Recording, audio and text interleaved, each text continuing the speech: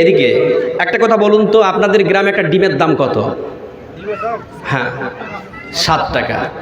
ওই ডিমটা যদি আপনি কালিয়াগঞ্জ টাউনে খান তাহলে কত টাকা?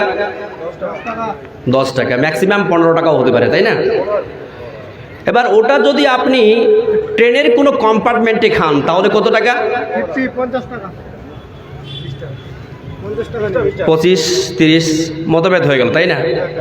যাই হোক, আবার ওই ডিমটাই যদি আপনি প্লেনে ফ্লাইংরত অবস্থায় খান তাহলে কত টাকা?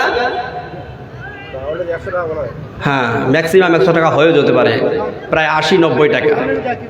এখন প্রশ্ন হচ্ছে যে ডিমটা যখন গ্রামে ছিল তখন তার দাম ছিল 7 টাকা, ওই ডিমটা যখন চলতে চলতে প্লেনে পৌঁছে গেল তার দাম হয়ে গেল কত? 80-90 টাকা। কেন?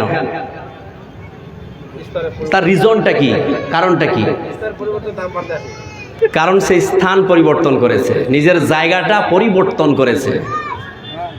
সুতরাং ডিম যখন গ্রামে ছিল তার জীবনের দাম ছিল 7 টাকা, ওই ডিম যখন গ্রাম ছেড়ে চলে গেল প্লেনে আকাশে ফ্লাইংরত অবস্থায় তখন তার জীবনের দাম হয়ে গেল 90 টাকা। সুবহানাল্লাহ। এই জায়গা পরিবর্তন করার জন্য তার জীবনের দাম বেড়ে গেছে। আপনারাও যদি আপনাদের এই জায়গাটাকে পরিবর্তন করেন, চেঞ্জ করেন, তাহলে আল্লাহ পাকও আপনার জীবনের দাম বাড়িয়ে দিবেন। জোরে বলুন সুবহানাল্লাহ।